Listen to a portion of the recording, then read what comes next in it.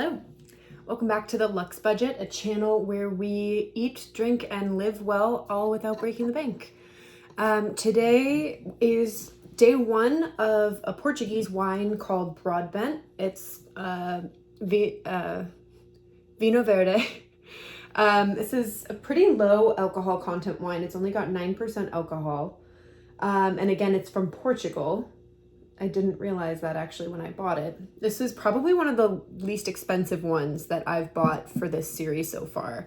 And I'm not gonna lie to you, a big reason I did is just because, like, look at that bottle. It's just so pretty.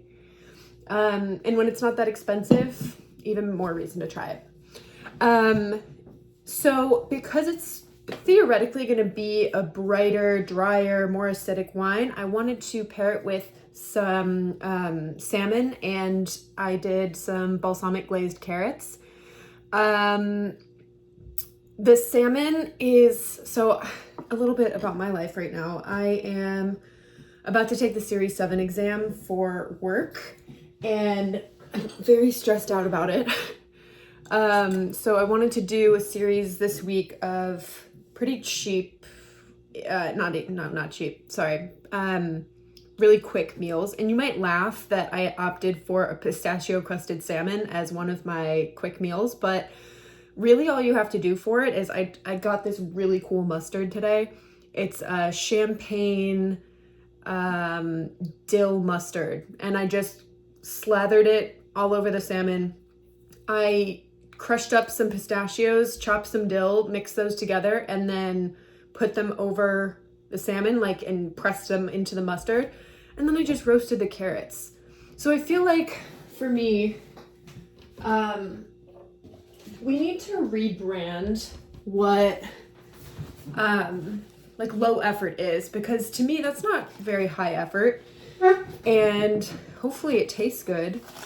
And it really didn't take me very long, but it feels a little elevated, you know what I mean? It's just like a little something extra to make you feel worth it. I think we all act like we don't have enough time to cook, and some of us really don't. I get that. If you've got kids or your job is insane, I'm not talking to you, but I think a lot of us, we're conditioned to think you're too important, you don't have enough time, you need to get food out, or you need to get low quality stuff, or chicken nuggets, or, well, I love chicken nuggets. There's no hate there.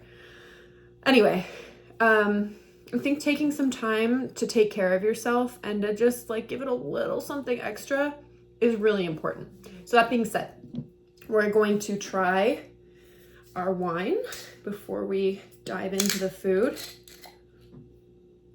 Oh, I'm curious how this is gonna taste. I did a red last week and I was just very ready for something brighter. It was 60 degrees and just so nice out today, and it's just starting to feel like white wine weather. So we're just gonna lean into it. Okay. On the nose, I'm getting a lot of citrus, maybe like green apple. Those are the two big ones. It smells interesting. I can't tell if this is gonna be good or not. When you get bottles that are less expensive, they can always surprise you. One of my favorite Sauvignon Blancs is $8.99 at Trader Joe's. But sometimes it tastes like it's less expensive.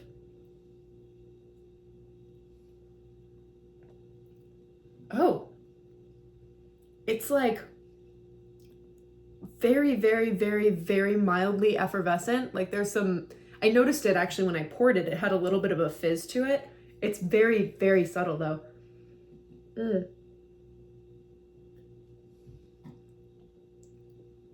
Ooh.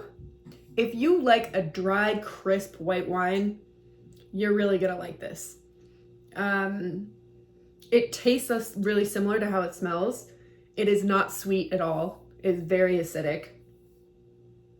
It's very light. It's very light bodied. Wow, that's really good. I like that. And especially at that price point and just how pretty the bottle is, because let's be real, the way that your bottles look, it's not the most important thing, but it's kind of important. Okay, so now we're gonna dive into the pistachio and dill crusted salmon. I'm gonna start with a piece of the carrot. Oh, I don't know if these are cooked all the way through. The carrots, I mean, not the salmon. They definitely could have been in there a little bit longer. At least that piece I just had. They're good though. I've been trying to use up this balsamic glaze that I have, and I'm so close to being done. Okay. See how that tastes with the wine. The balsamic might be a little bit too strong, or I don't know.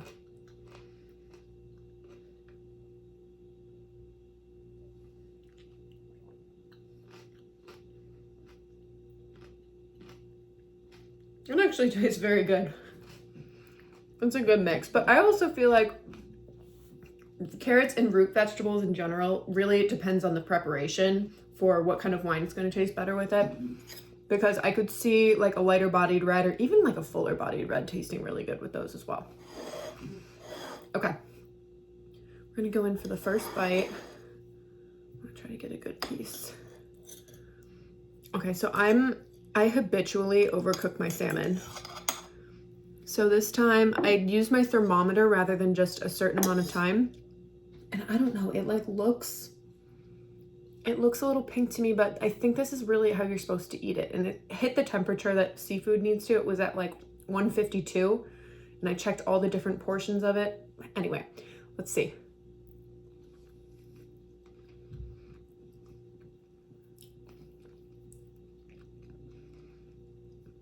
Yep. Ooh, it's got a little crunch from the pistachio. That mustard is, ooh, very good. Very, very good. I'll just get a sip of the wine with it.